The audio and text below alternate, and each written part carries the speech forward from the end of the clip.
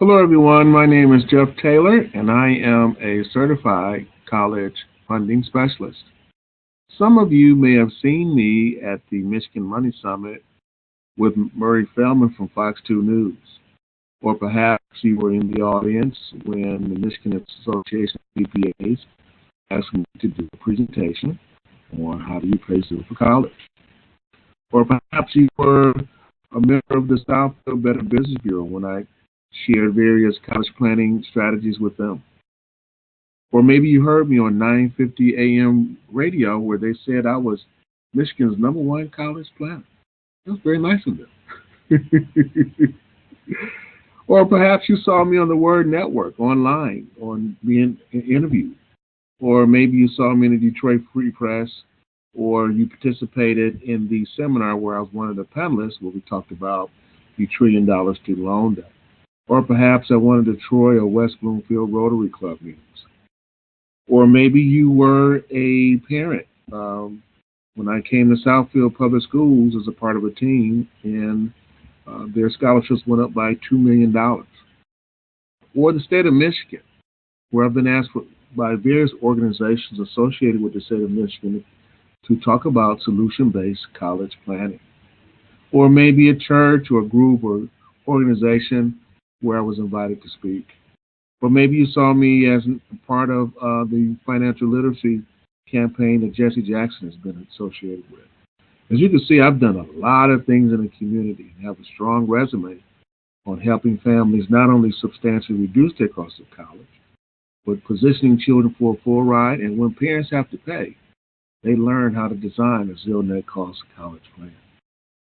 Today, I want to talk about the 7 functions of a college plan. My intent here is not to give you advice, but to just have some fun and entertainment to my conversation. So see this as entertainment only.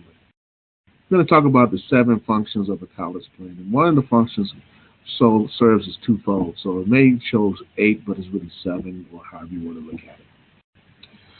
I believe that the first thing that a college plan should do should protect the parents' present and future income. Why do I say that? Because a college plan is a lifetime plan. And as decisions are made, those decisions will impact the entire family over the lifetime of the parents and the students. And many parents will have life changes with negative financial consequences. And unfortunately, the college plan is often the first to be rated in a financial crisis. So your college plan must be designed to protect the family in a crisis and enhance the parents' ability to handle a financial crisis without impacting their ability to help their children pay for college. The second part is cancer, heart attack, and stroke. And why am I using that one? Because I get a lot of phone calls, unfortunately, with parents who have cancer or had it, or had a heart attack or stroke, and now they're looking for money for college. And unfortunately, there's no cancer, heart attack, stroke fund for college. Over 6 million people are financially impacted by critical and chronic illness. And these crises cause many parents to raid their college plan to pay for experimental treatments or household bills and other bills because the parent can't work. And then the college plan should be able to fund these expenses without hurting the ability to help send your kid to school. What about being laid off and unemployed? This is another one where I get a lot of phone calls. Because a parent is in a change of a job, they were laid off unexpectedly, or maybe they took a buyout. And as we all know, because of technology, a lot of people will change jobs several times over their career. And then when that happens, the college plan is oftentimes used as the fill-in to offset the lack of income. Ladies and gentlemen, your college plan should be able to assist you without compromising your ability to help your children go to school. What about penalty-free access? That's a good one. I get a lot of questions on that because you put your money somewhere and now they're going to charge you for taking it out, or if you don't use it a certain kind of way, or if you don't do this, if you don't raise your left hand, stand on your left foot, or whatever. But unfortunately, parents oftentimes need cash for unexpected expenses. That's just real life, right?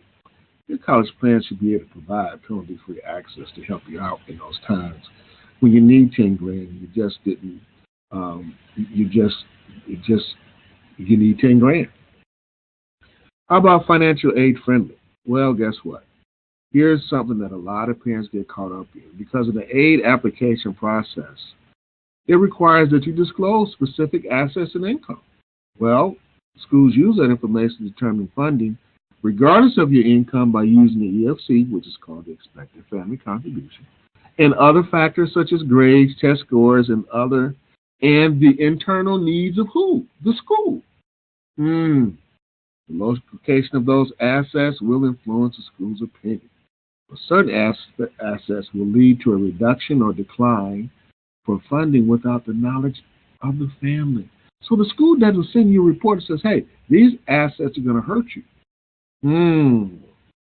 Ladies and gentlemen, what you don't know can hurt you. So listen, the way your money is set up, it should be what? Financial aid friendly. Then last but not least, let's get into this whole issue of funding for all your children. Listen, you should be running out of money because you have multiple children. Are you kidding? Many parents are discouraged when they consider paying for college. Why? Because they don't know how they're going to be able to do it. And that's the issue. If the issue is that you don't know how, then you just need to learn what? You just need to learn how. Well, many parents will fall prey to carrying their children's college debt into their retirement. I get that call too. And they will use their money the wrong way to pay for college. That's a huge issue. Or they overpay for college. Parents ask me, well, how am I overpaying for college? And I ask them, well, how long is that money going to last? Oh, my goodness, well, we're going to run out of money in 2 years. Well, that's a clear sign that you are overpaying for college. Your college plan should fund college for all of your children without hurting your ability to retire securely. Ladies and gentlemen, all I'm trying to share with you is that there's a better way. My name is Jeff Taylor, as I shared to you, Certified College Funding Specialist. And I would love to do a lunch and learn for your company, your organization, or for your school, your church, or nonprofit. Or, hey, you got questions? You got college planning questions? Listen, I have college planning answers, and they're solution-based answers as well. I provide on-site and online seminars, so I have clients out of state. Sure do.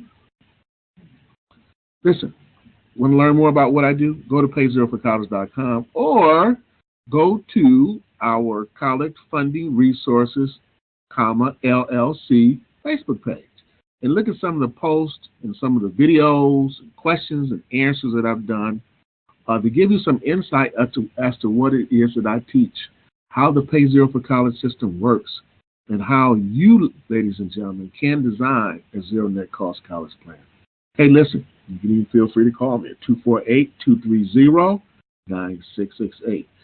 Please, the best time to call me is long before you get the bill and when you're not in crisis. But if you're in crisis and you have the bill, certainly there's help for you as well. I'm looking forward to talking with you. Take care.